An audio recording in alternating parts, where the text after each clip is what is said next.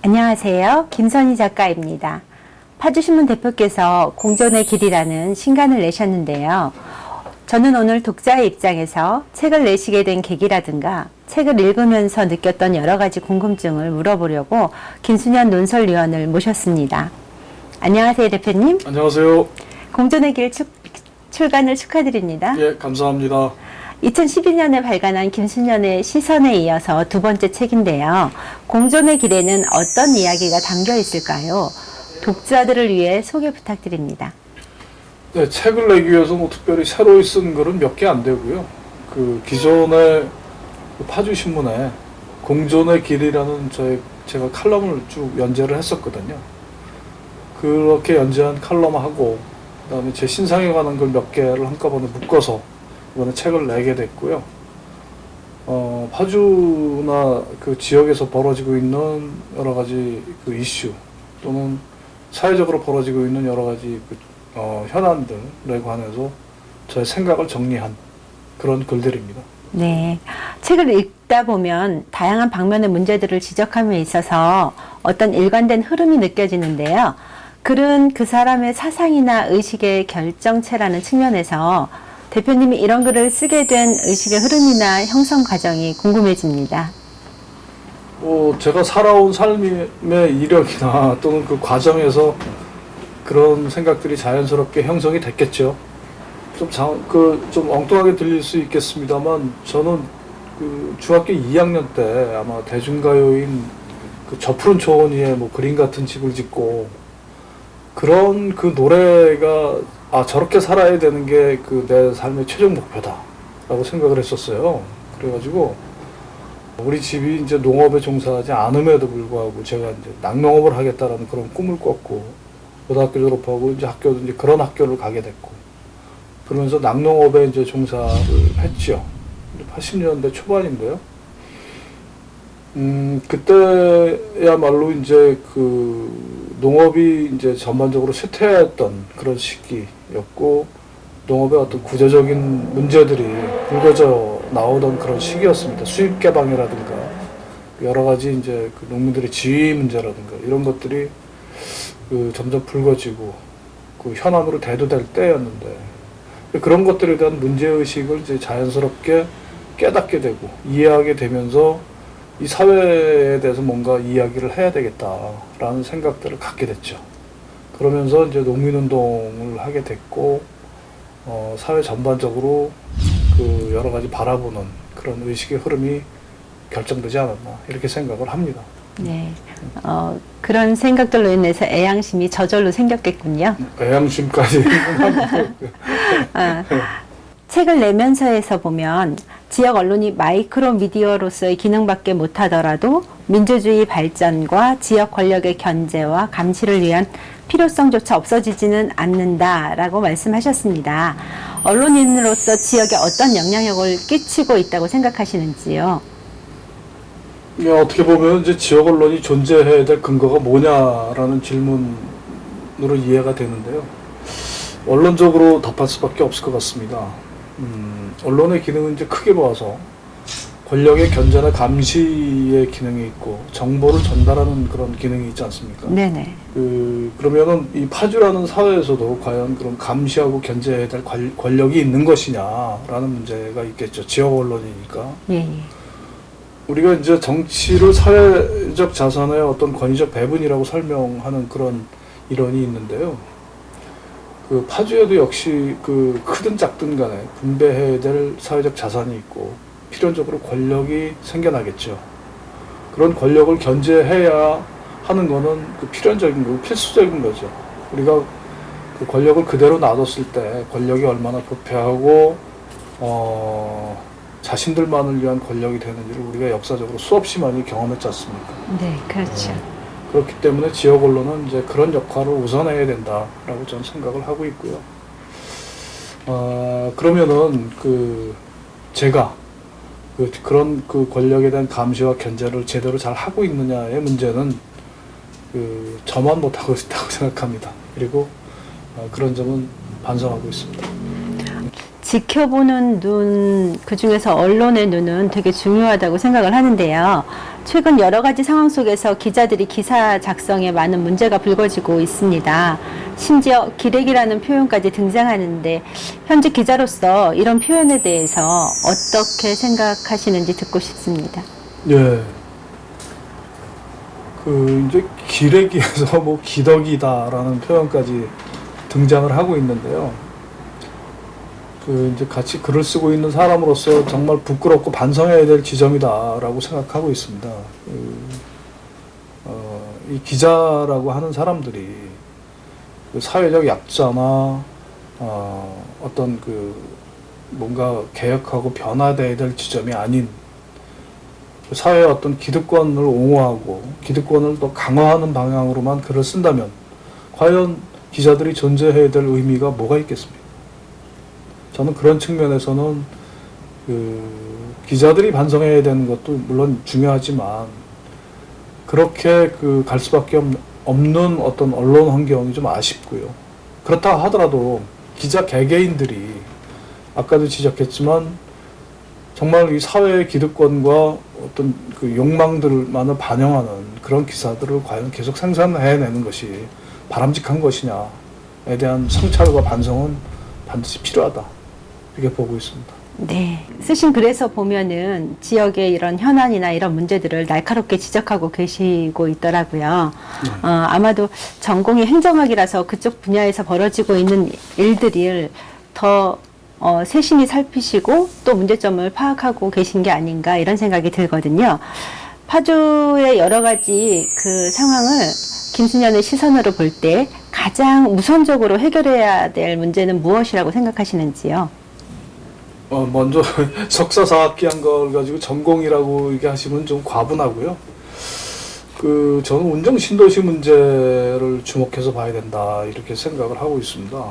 지금도 벌어지고 있지만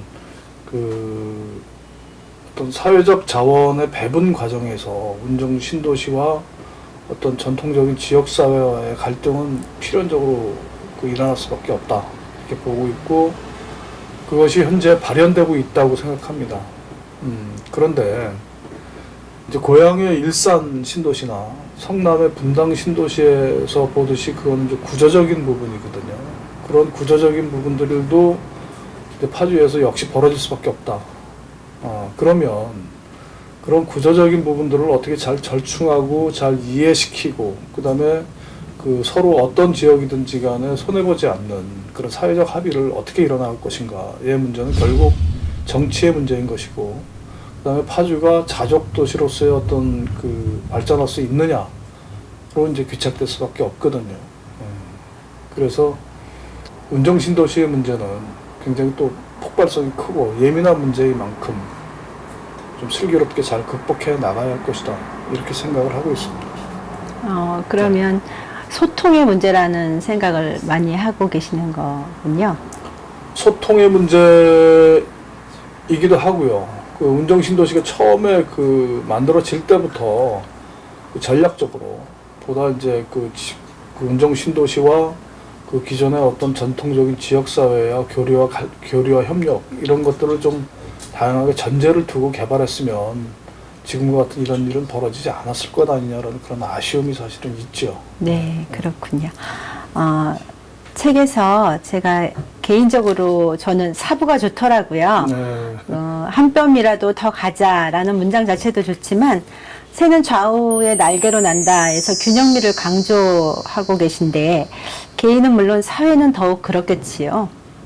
예, 우선 한 뼘이라도 더 가자라는 의미는 우리 사회 전체가 보다 발전적인 방향으로 진보하자라는 그런 의미를 담은 거고요. 새는 좌우로 난다라는 그런 표현은 작고하신 이제 리영희 교수님께서 쓰신 표현이신데 말 그대로 새가 날 수 있는 것은 좌우 양측에 날개가 있기 때문이죠. 진보와 보수가 이제 상호 보완적이고 협력적으로 작용해서 사회 전체의 발전을 견인해야 된다 이렇게 생각하고 있고요. 최근 들어서 이제 어떤 진영 간의 갈등이 격화되다 보니까 어떤 극단적인 표현이나 주장들이 난무하고 있습니다.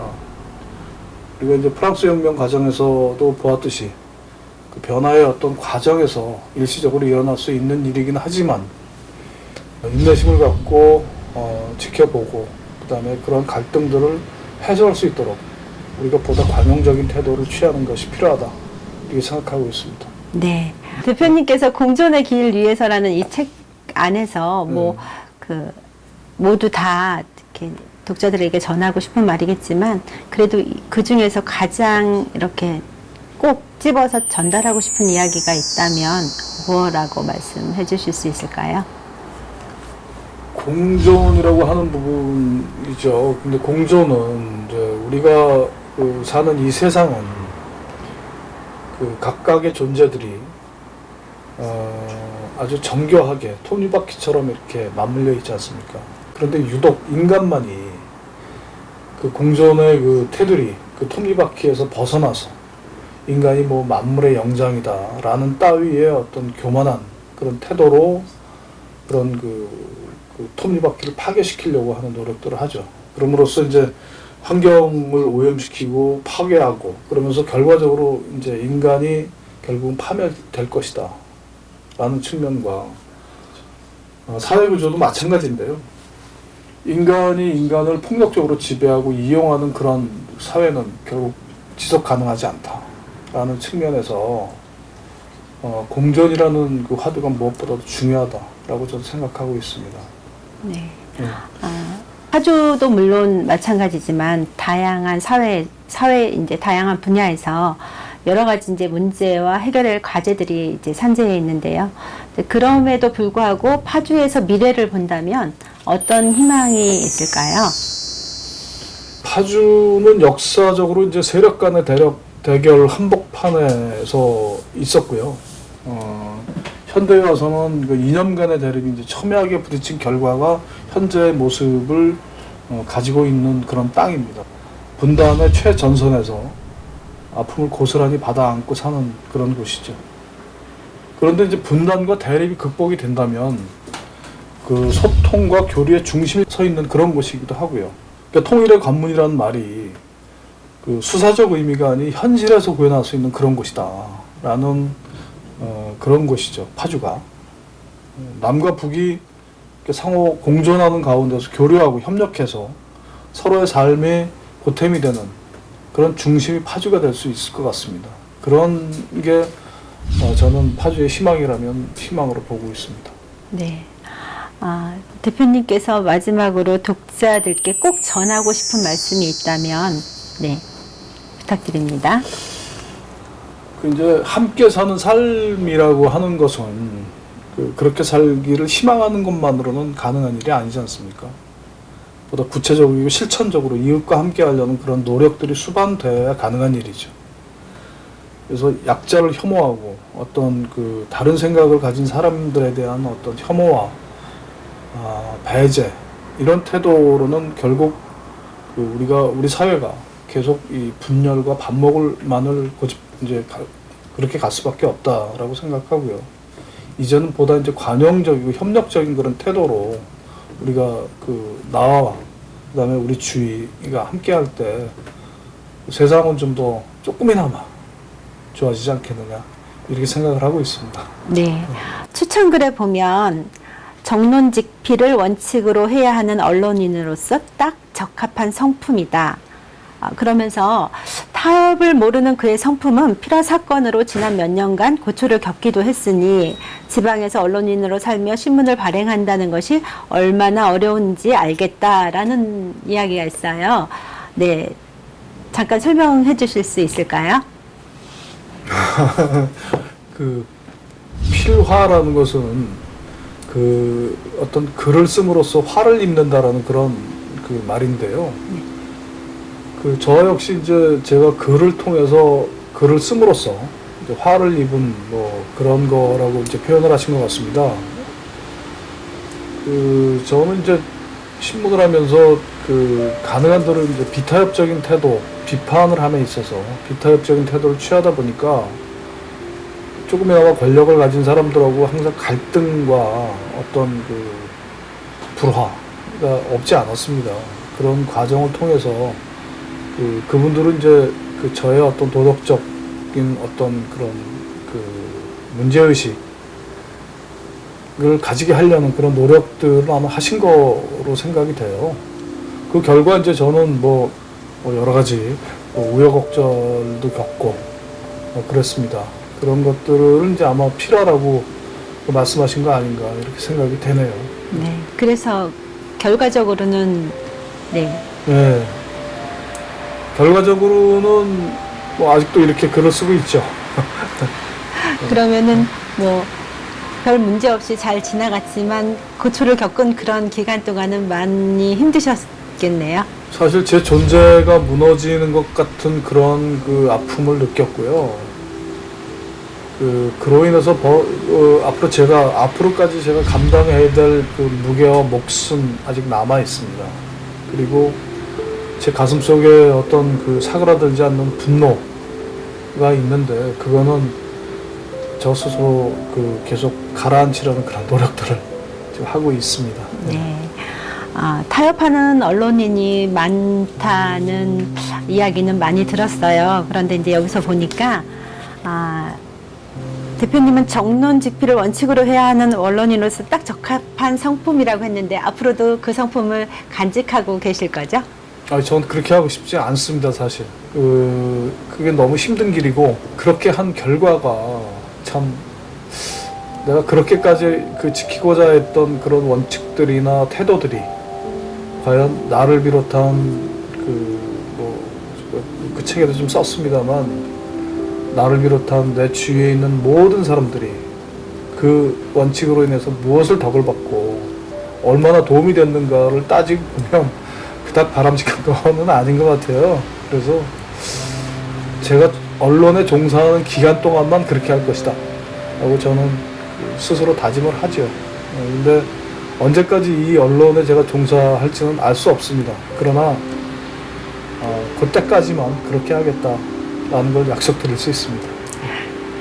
붓을 꺾지 않는 한 그래도 옳은 말을 정확한 소식을 전해주는 그런 언론인으로 남았으면 하는 바람이 있습니다. 예. 그렇게 할 수 있도록 노력하겠습니다. 더 궁금한 사항은 이제 공존의 길 위에서를 읽어보시면 독자들께서 많이 공감하실 수 있을 것 같습니다. 그런 사회를 꿈꾸는 사람이 많음에도 불구하고 여전히 우리가 그런 사회를 꿈꾸고 있다는 건 행동으로 실천하는 사람들이 적다는 말이겠지요.